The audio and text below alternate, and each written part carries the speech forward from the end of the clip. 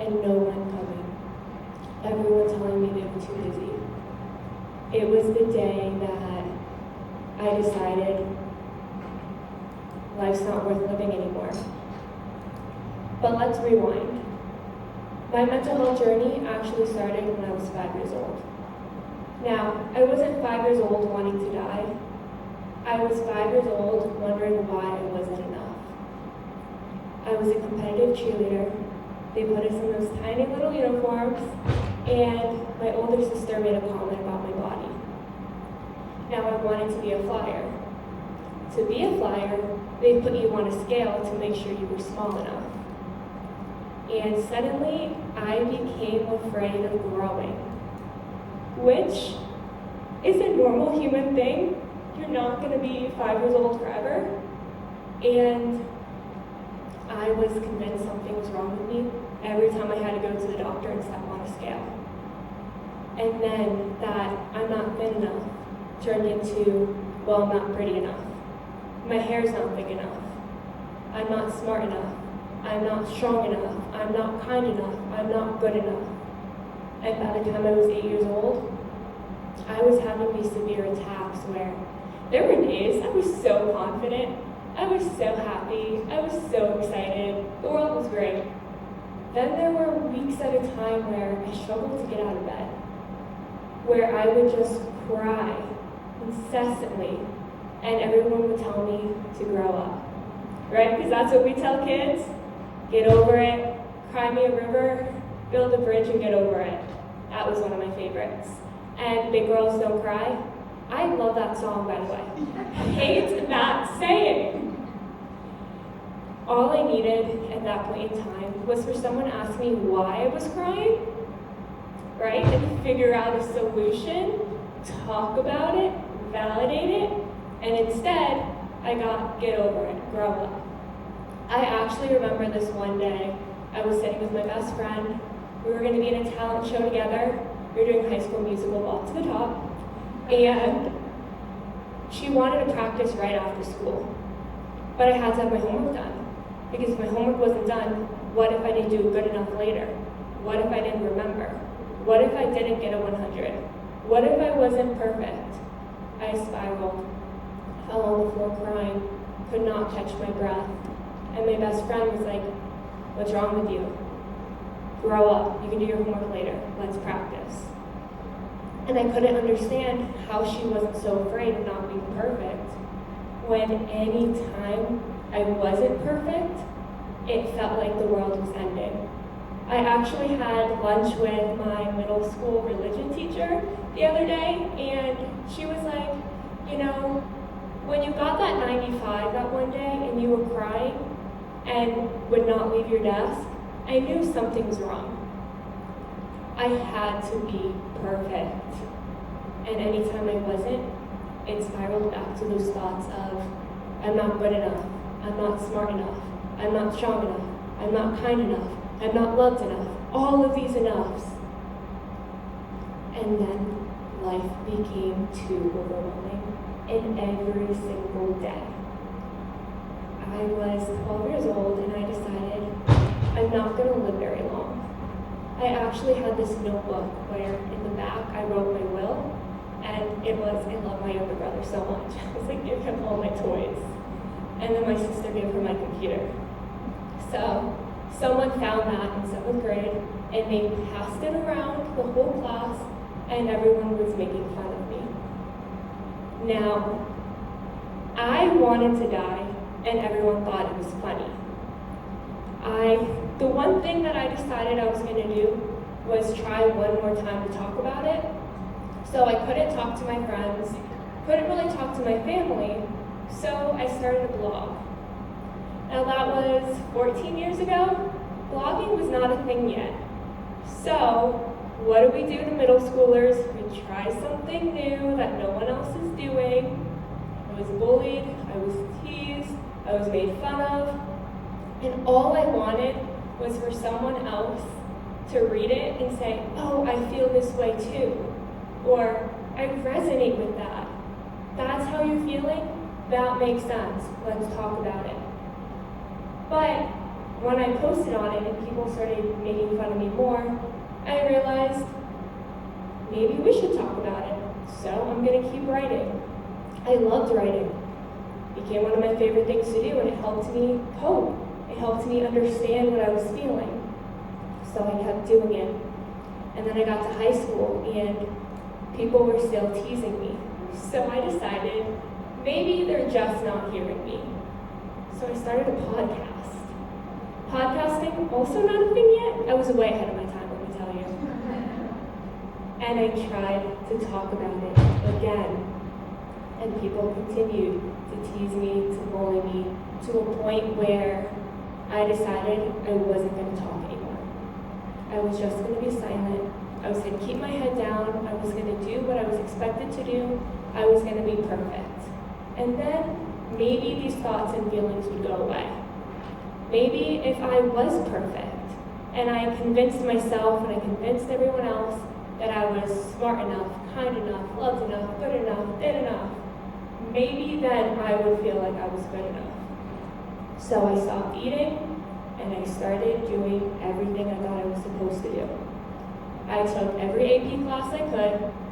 I volunteered in any way I could, joined every single club, was head cheerleader, but also founded the Science National Honor Society, went in every single direction, got almost 1,000 service hours, did genuinely everything I could to convince myself that I was good enough. But no matter how much I achieved, I didn't feel that way. My mom used to have to pick me up from school at least once a week because I was convinced I was having a heart attack. My chest was hurting so badly. I was almost passing out. My heart was racing. My palms were sweaty. I could not breathe. No one ever thought to tell me that could be anxiety. Instead, it was being in the hospital, getting constant blood work drawn, IVs, and being told she just probably doesn't want to take her math test. She's just being dramatic. She's just looking for attention. So, I was experiencing these physical symptoms. I was experiencing these mental symptoms. And yet, I thought, I'm making it all up. What is wrong with me? Why am I doing this to myself? And I just kept questioning my worth. Kept questioning, why am I not enough? But then I graduated, and I went to college, and you know what they tell you about college? You're gonna go, it's gonna be the best 4 years of your life, you're gonna graduate, you're gonna have your dream job, you're gonna get married, have that whole perfect life. Well, it did not happen. I decided I was gonna do college in 2.5 years because I heard someone did it in 3, and I had to be better. I had to be the best so I could be good enough. So what did I do? I still wasn't eating. I was not sleeping. I was taking so many classes that I couldn't catch my breath. And then I decided I was going to refuse to take any student loans. So I took 4 a.m. shifts at Panera Bread and the closing shifts at Build-A-Bear, which was kind of fun, I'm not gonna lie. Really loved stuffing bears and giving them this whole life that I wanted. They were loved. Why can't I feel that way is what I thought with every bear. So I just kept telling myself, it's okay. You're gonna graduate. Life's gonna work out. I will say my grandparents were my whole world during this time. My parents were going through a divorce, and they couldn't show up for me and my brother the way we needed. They were too busy going through it themselves. So my grandparents, my Nona and my Papa, Nona would stay on FaceTime with me all night, listening to me explain the finance formulas and prepping for that exam. She sat there and listened to me cry about the guy who didn't like me back, or the teacher who I thought was mean to me. My grandfather, he retired as a barber. So I would FaceTime him 3 times a day. Every morning for a cup of coffee before he went to work. Every day after class, if you were in his barbershop chair at 10:30 on Monday or Wednesday, 1:30 Tuesday, Thursday, you were going to hear all about my day. your hair was not being cut, you were gonna hear about my day. And his customers loved it. He loved it. He got to hear about every pop quiz that I thought was unfair, every time that I didn't want to be in class, every time a cute boy sat next to me. He heard all of it, and he loved it. And then every night for dinner. Didn't matter who he was with or what he was doing.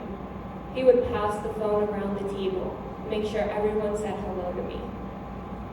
My grandparents were the people who made me feel like I mattered, like I was enough. Like maybe I could get through this, maybe life will work out. So I'm getting ready to graduate, 2.5 years, I've done it, life's gonna work out. My grandparents get into a car accident 3 weeks before graduation. I lost my grandfather, almost lost my grandmother. That was the week of final exams. I had never in my life taken a test without calling my grandparents first, and my grandmother telling me that it's gonna be okay, and my grandfather telling me, it's gonna be great, you're gonna be perfect, you're gonna get that 100 that you always do, and then we're gonna celebrate, which usually was with a cookie cake. So, for the first time that was not happening, for the first time, all of those built up emotions that I had stuffed inside me and told myself, ignore it, it's not gonna matter anymore, life's gonna work out. Well, I lost the person who meant the most to me and almost lost the other one. And I had no coping skills. I had no ability to regulate my emotions. I had no idea how to even understand what I was going through. I actually skipped my final exams and slept in the hospital chair next to my grandmother. Did not leave her side. Wasn't sleeping, wasn't even going to take a shower. I was not leaving her side. We were gonna get through this together. I sat there and cheered her on through every physical therapy session and held her while she cried. But I never made time to care for myself. I was so focused on her because she was my whole world. I didn't know what to do.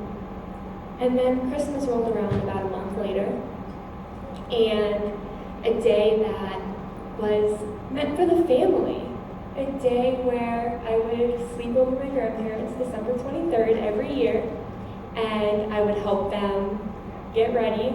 I would eat the food that they were cooking while they told me to stop, and then I'd change the seating chart to make sure I was always at the front of the table with my grandfather. And then we'd lay in bed, 3 of us would snuggle, and we'd watch The Grinch. We did that for 16 years straight. In the morning, my grandfather would wake us up with a cappuccino and a piece of dark chocolate. For the first time in my life, from what I could remember, that was not going to happen. It was never going to happen again. And I didn't know how to deal with it.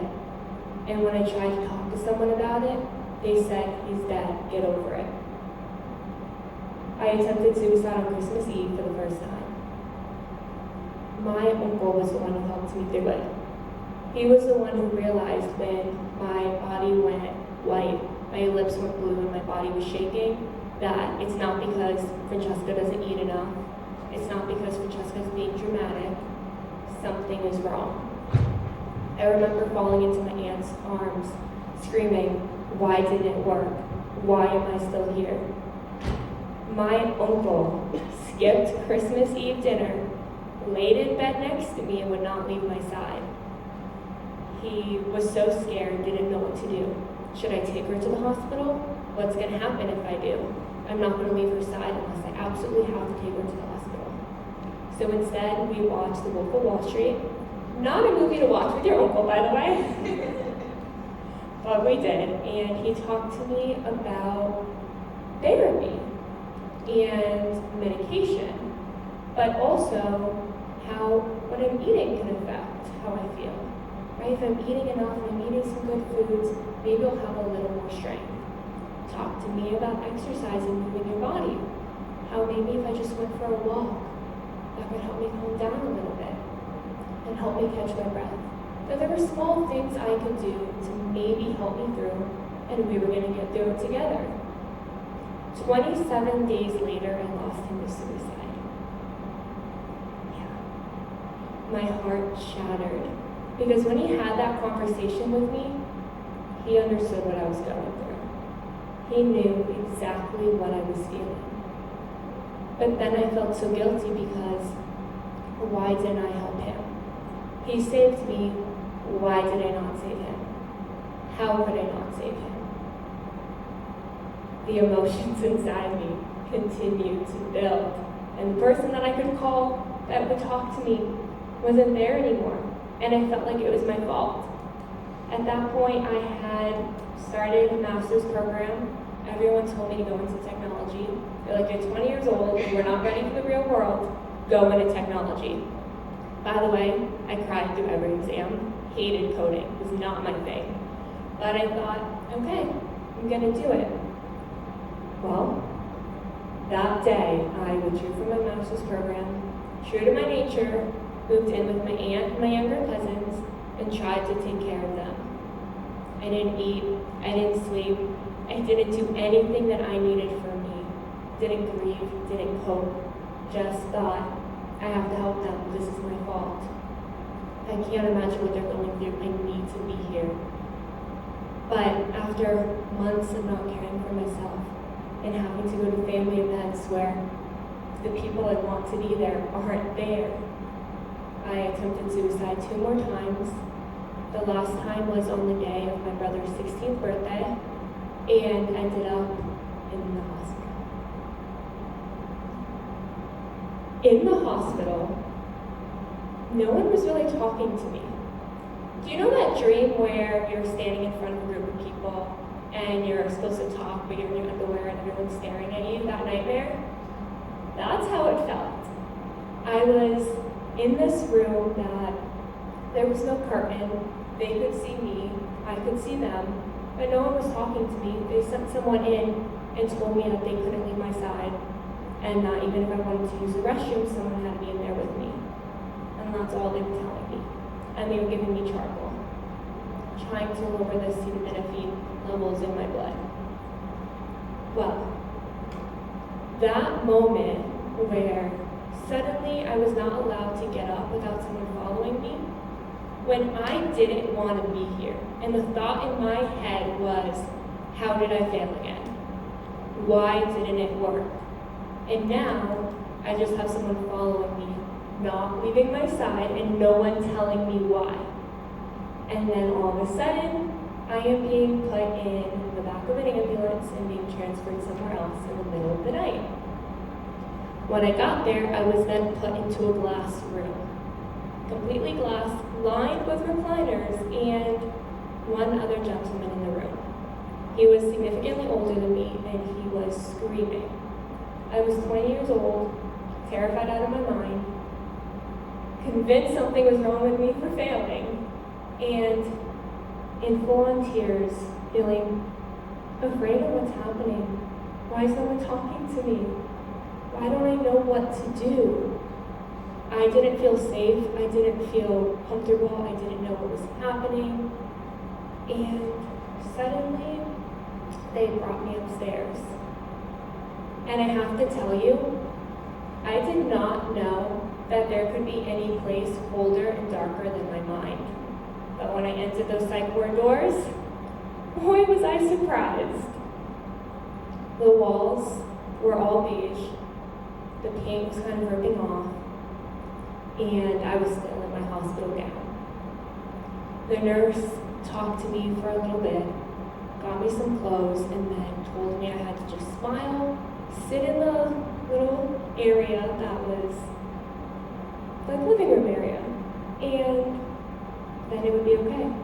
They would let me go soon. Well, I was crying. I was terrified. I did not want to be alive, which is why I was there. And they told me, smile, hang out with everyone else, and you'll be allowed to leave. Don't know how she thought that was helpful, but she did. So the psychiatrist came to talk to me and gave me medication, an antidepressant, and said, okay, in 5 days you can leave. Well, within the next day or so, my mood completely changed. I was so happy. I was so happy. I was so confident. I was so excited. I was running around. I actually, so we had a karaoke night, and I was the singer and had backup dancers and organized this whole thing, which, by the way, they do not like people running around in the psych ward, lesson learned. And they thought, oh, she's just getting better. I was entering into a hypomanic episode because of the antidepressants. But because the psychiatrist did not see me again, they just assumed she's fine. We can let her go. Well, time stood still for me in that psych ward, right? I was taken out of the world and put into this little bubble where I was being kept safe, where I could not use the restroom or go to the shower without someone being there, where someone was constantly by my side, where I never felt alone, where meals were being put in front of me, where I was forced to eat, forced to do art therapy or music therapy or movement. Time stood still in the psych ward, but the world, it did not. The carousel was still turning, and all of a sudden I was thrown back onto it. And I didn't know what to do. There wasn't follow-up planning. There wasn't, here, these are coping skills. This is something you can do.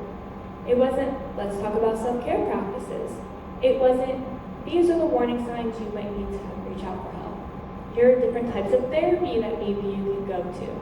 There wasn't any of that. Instead, it was me sitting on the floor going, what do I do now? What do I do? Where do I go? What if I feel this way again?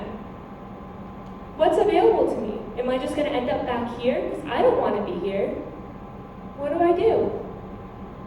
No one was talking to me about what to do. And it became paralyzing. Paralyzing because I didn't know what was happening to me. I did not want to be alive. And suddenly I was so excited and happy and life was great. And then all of a sudden I crashed. And I remember driving in the car with my mom, and that moment where everything shifted and I started screaming, begging her to stab me. I just, all of a sudden, all night, I just kept screaming and screaming, and I didn't understand. She didn't understand. And neither of us had any new tools. Neither of us learned anything from that time in the psych ward. Just that, oh, Francesca seems happy now. So, I didn't know what to do. My dad actually forced me to go to neurofeedback therapy. He took my car away and drove me there, dropped me off, stood at the door. I was not leaving that building. So I either went in and I did what I was told to do, or I sat there and cried because he was not letting me leave for that hour. So we did neurofeedback therapy 3 times a week, and then psychotherapy, CBT, once a week. In neurofeedback therapy, they put these wires on my head, they put a breathing belt on me, they put a little thing on my finger, and they were tracking how my thoughts were impacting my breathing and my heart rate. They put on a movie, they put on Bride Wars. And any time that my heart was racing too fast or my breathing was not regulated, the movie would stop. Or it would get really small. And I wanted to watch Bride Wars, so I had to learn how to regulate my breathing. I had to learn how to recognize those thoughts and be able to calm myself through them if I wanted to finish the movie. So I started to learn a little bit, and after 10 weeks of that, I finally understood when those racing thoughts were happening. That's why my heart rate was getting really, really fast, and it felt like it was hard to breathe. And why, when I was in high school, my mom had to pick me up every week and take me to the hospital. It was anxiety. It was not Francesca is dramatic. It took a very long time to get to that point. And then in psychotherapy, I learned how much I just needed to be validated. How much I needed someone to say to me, no wonder you feel that way. Do you want to talk about it more? give me that space to talk. One thing that I did learn in the psych ward that wasn't put together yet for me was there were things I liked to do. So in art therapy, I love to color. So one day I had this urge to hurt myself, and instead I just kept my hands busy and started coloring. I started making these cards for myself that would say, I am enough, I am capable, I am worthy. I started telling myself that I was going to get through this. It was going to get better. Then I started doing more things that I learned. Now, in music therapy, they made us play all these instruments.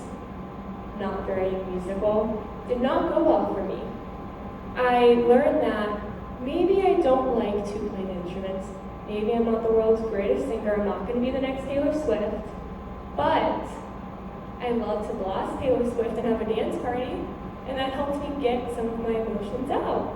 Some of those racing thoughts, some of that feeling overwhelmed. I learned that there was a song for every emotion, and life started to feel a little less alone because Taylor's voice was there. Then I learned that, okay, I didn't like the exercise therapy in the psych ward because it was sitting down. But I could maybe go to the gym. On TikTok, people were saying to go for a run. I like to run my mouth, love to run my credit card until I see the bill. Do not like to run my body. Not my thing. But I love walks. I love to go for walks. And I live in Florida, so I could walk to the beach, and I would just go for a long walk, put my headphones on, listen to Taylor Swift, and I'd start to breathe. I learned that there were things I could do. And then 2 years later, a therapist finally gave me the diagnosis. A lot of people say to me, why should we give a diagnosis? It's a stigmatizing label. And for some people, that may be true. For me, it was my lifeline. It was the first time I had a word to describe how I was feeling, and a solution, not the complete solution, but I learned that medication could help me balance out and get to a baseline.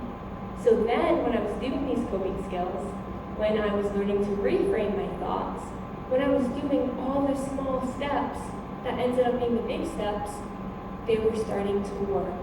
Because I was no longer going from these super high highs, super confident, life's great, to I don't want to be here anymore, I can't get out of bed, everything feels like too much. I wasn't feeling like I wanted to die every day. I wasn't yet feeling like I wanted to live, but I didn't feel like I wanted to die every day. And that was huge.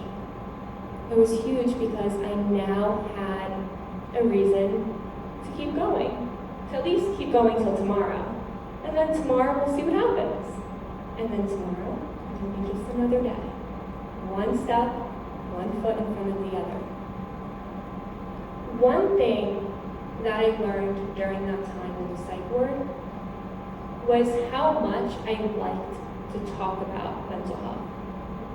My family would bring me books, and I would read them, and group therapy in a psych ward, no one wanted to talk about what they were going through. Looking back, it feels so silly because we were all going through the same thing, right? We were all at imminent risk of ending our lives or have tried to end our lives and are now stuck here. None of us felt comfortable enough to talk about it. So I would read the books. One nurse would smuggle me a highlighter, so I could highlight some passages, and I'd read them in group therapy. And then one day, someone finally responded to the passage I read out loud. And she was like, I feel that way sometimes. And then all of a sudden, we were all talking about it. And I learned I love talking about it. I tried to talk about it when I was 12. I tried to start that community. I found a sense of purpose, and with the medication, with the coping skills, with the weekly therapy, with some self-care practices, I was able to start moving toward that purpose. And then I learned about all these things that weren't helping. I learned that the psych wards maybe needed more funding. Not maybe, they needed more funding. They needed more regulations. They needed follow-up care. I learned the crisis Lifeline that people didn't know they could call it, or they thought I could only call it in severe crisis. I learned how much we weren't talking about it. And then I decided I wanted to start advocating for it. I wanted to be part of some kind of solution. So I thought about what didn't help me, but what could have helped me. And I learned that before I got to the point where I felt suicide was the only option, was the best option, what if a mobile crisis response team came to me and helped me de-escalate? What if I knew I could call the crisis lifeline, which is now 988? What if I knew that? What if I had called? What if things were just a tiny bit different? How could that have changed everything for me? So I decided I was never going to be silent about any of it again. I started a nonprofit. I was 21 years old, in grad school, and everyone's like, how are you going to make money? And I said, I don't know, but I know how I'm going to make a difference. That blog, when I was 12 years old, was called Inspiring My Generation. That's the name of the 501c3. I decided on March 13th, 2020, on my uncle's birthday, I was going to launch it in honor of him. Didn't know what I was doing yet, but I knew it was going to be something. So I went online, went on Instagram, followed a bunch of mental health accounts, and just started messaging people and asking them, why are you advocating? Why are you talking about it? Then that podcast idea I had when I was 15, I recreated it. I called it Normalize the Conversation, and I would just DM people every day and say, do you want to have a conversation? 195 conversations have now been held because I just wanted to talk about it, and I found other people who did too. And I learned that so many people can't access therapy, and they think then there's nothing I can do. But that's not true. How can we give people a step forward? How can we help them one step up that staircase? What's a starting point? So every episode, you learn something. Maybe it's someone with lived experience who tells you about what helped them, and maybe you can see if you resonate with any of it. A starting point. Maybe it's a professional who's telling you a bit about therapy red flags, how to find a therapist that works for you. Because so many people go to therapy, wrong therapist, and then say, well, therapy doesn't work for me. Something is wrong with me. What if we start having conversations?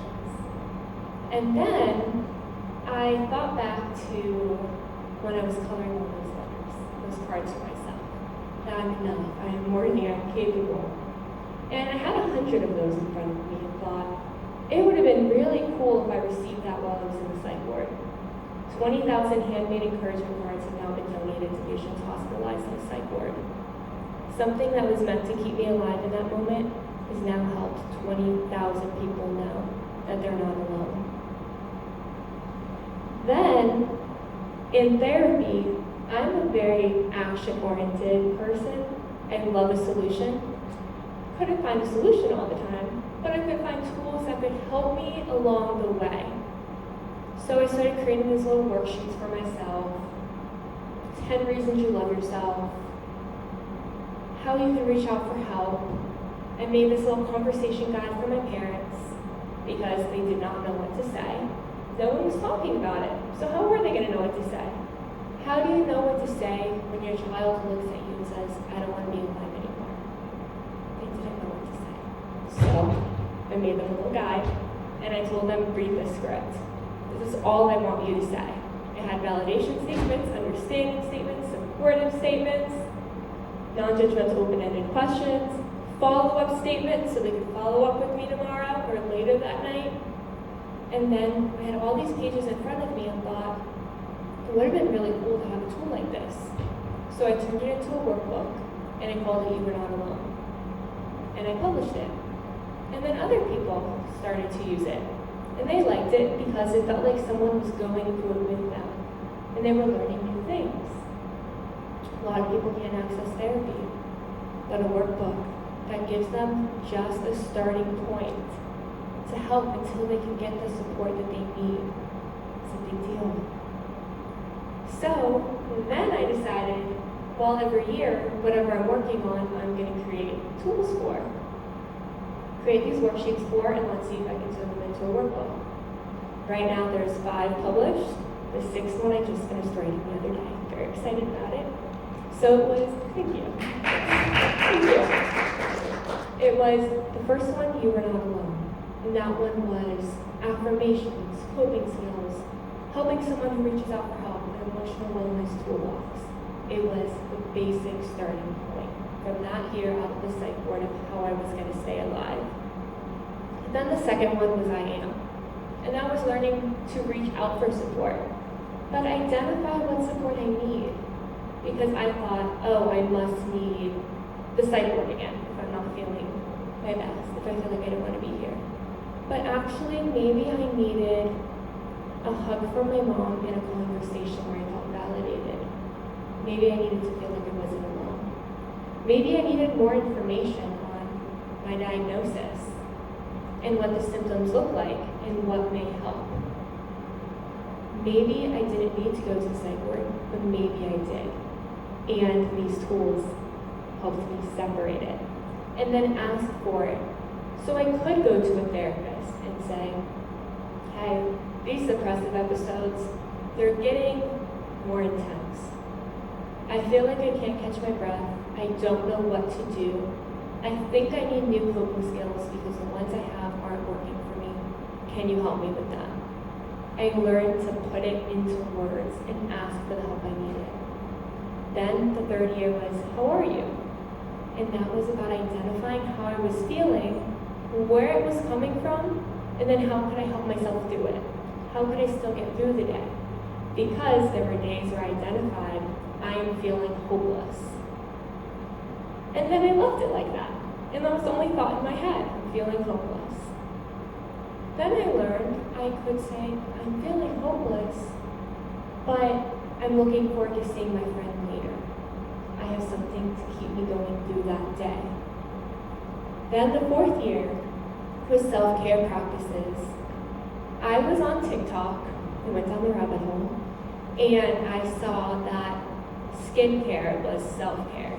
And I called my dad up, begging for $300 to buy a moisturizer that all the celebrities were using. Well, he said to me, Francesca, if you can tell me how moisturizer is going to cure your depression, you can have $300. I could not answer that question. I was like, but TikTok said. So I created a self-care book for myself. And I started finding ways I could realistically integrate self-care practices into my life. That met my financial budget. That met my time constraints. As a grad student, I didn't have 3 hours in the morning to go for a run and go to hot yoga like the influencers were doing on TikTok. I didn't have time to go or the financial resources to go for a spa weekend.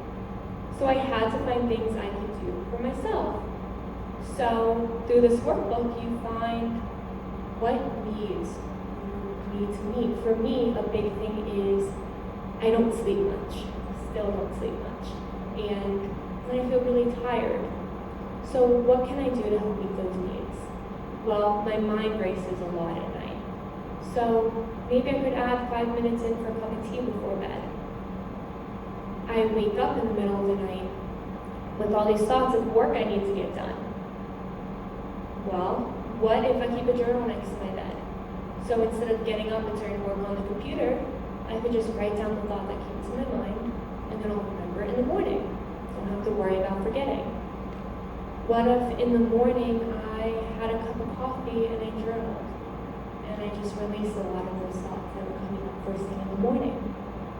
What if there were small things I could do with intention of helping me get better sleep so that I could get that sleep. Created a self-care workbook, and then I found 30 seconds, 60 seconds, 3 minutes, 5 minutes, 30 minutes, where I could implement small things to help me through. Then the 5th year, this year, I was focused on reframing my thoughts. So again, on the TikTok rabbit hole, I should delete the app. It's fine. Down the TikTok rabbit hole, I learned that, well, if you just stand in the mirror and say, I love myself, all the negative thoughts are going to go away. Well, did not work. So I was like, okay, I can't just think positive. I can't just go, I don't like myself, to I love myself. It's not possible for me. Maybe that worked for the person on TikTok who was saying that. Did not work for me. So I started creating guides to shift it from these negative thoughts to encouragement. What was the purpose of the thought? What was the thought actually telling me? A big thought for me is I'm failing. What is that thought telling me? What's the purpose? I put a lot of pressure on myself because I want to be perfect. So how can I rewrite it? I'm taking it day by day and I'm learning something small that I could change. And then every day, building on that piece of encouragement instead of going from negative to positive, negative to let's get through today. And then I just finished writing the boundaries one. And that was learning, okay, so when you think of boundaries, what word comes to mind? Maybe the word no? Because that's what I thought a boundary was just saying no. But then I learned I could set boundaries with myself. I could actually take my phone and put it on Do Not Disturb at night and screen time lock all the apps. I was not going to be able to go on TikTok all night. I was not going to be scrolling on Instagram, comparing myself to people all night. I wanted to talk to someone, had to wait till the morning. Had to get my phone away from me. A digital boundary. I learned communication boundaries. Maybe talking to someone about something that's really heavy, I don't have it in me today. Doesn't mean I don't care. What if I said something like, I want to support you. I don't have a lot in me today, but I'd love to help you find someone who can listen to you and can validate you. What if I just said, this isn't for me right now. It didn't have to be no forever. Just right now I don't have it in me. So I created a workbook figuring out different boundaries that we might need. And the goal with these workbooks is to create curriculum. Because did anyone here take a mental health class in school? You did? Wait, that's awesome. I did not. We had psychology classes that were here's a list of diagnosis. Did not have here's some warning signs and symptoms. Here's how to reach out for help. Here's what tools are available. Here's coping skills. Here's self-care practices. I didn't have that. So my goal was to create curriculum from K through 12 so that every year kids get a new tool. So right now we're in workbook 6. The goal is to get to 12. What if we started giving people tools before we need them? Before life gets to a point where your only thought is I don't want to be here. What if we started talking about it? What if we put more funding toward mental health? What if we made time for resources and to talk about them and tell other people so they know what's available? What if we all did just a little bit more? And then that became my mission. So in the beginning I said, when I close my eyes, I can still see that moment. I can see that moment sitting on the floor, tears streaming down my face. But when I open my eyes, I see hope. I see how far I've come. That 4 years ago, I woke up. 4 years ago, I didn't know how to get through the day. And now, I've been able to help others. I went from feeling absolutely hopeless to being able to spread hope to others. Thank you.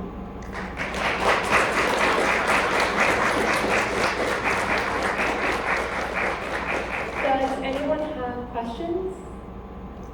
Yes.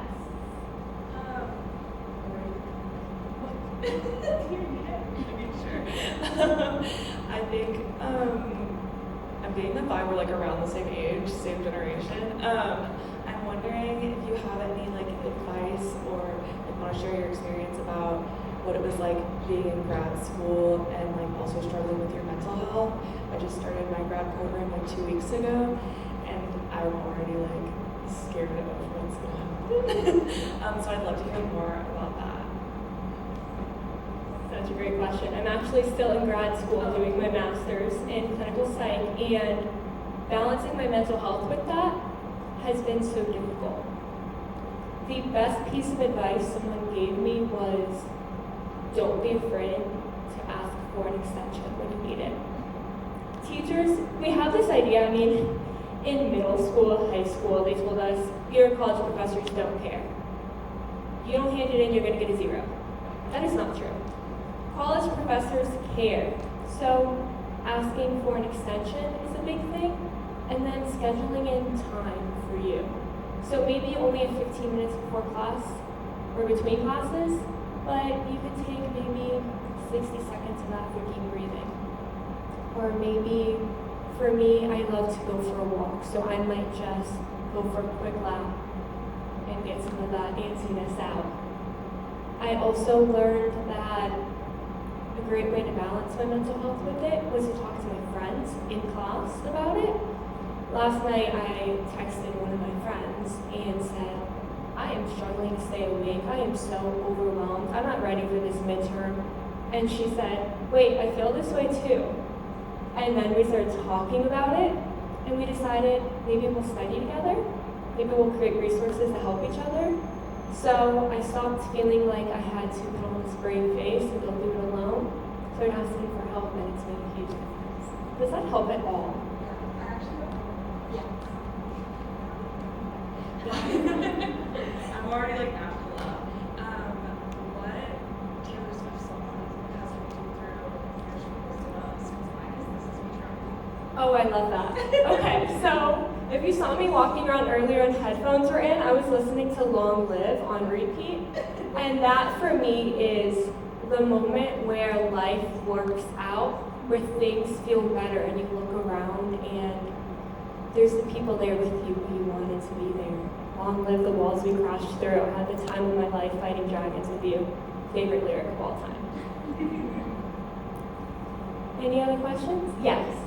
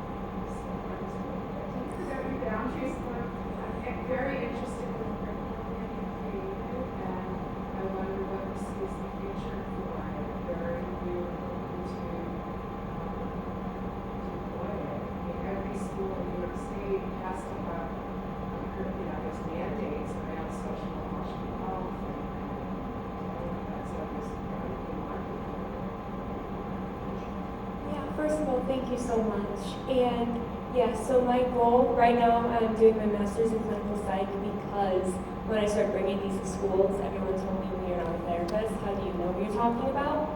So I enrolled in the master's program, decided taking out a bunch of loans was a great way to get someone to listen to me. So I know 1 year from graduating. Goodness. Thank you. So my goal is to, first of all, in Florida, which is where I'm from, 5 hours of mental health education is required every school year. My goal is to have that passed nationwide, that there's a minimum requirement of mental health education. I would love it to be, we have PE classes, I had them 5 days a week, what if once a week they were mental health? And we started going through these workbooks, and the goal is to be able to make it that every year they get a new tool, so a new workbook. Thank you. Where do you find the workbook? Thank you for asking that question. So they're available Amazon, Target, Walmart, Barnes & Noble. On my website, you can go to francescareicherter.com. It's really hard to spell, so I recommend Amazon. Yes.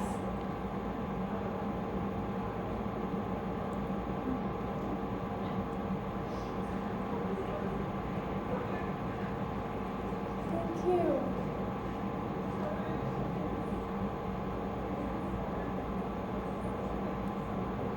Thank you. Thank you all for being here today. Any other questions?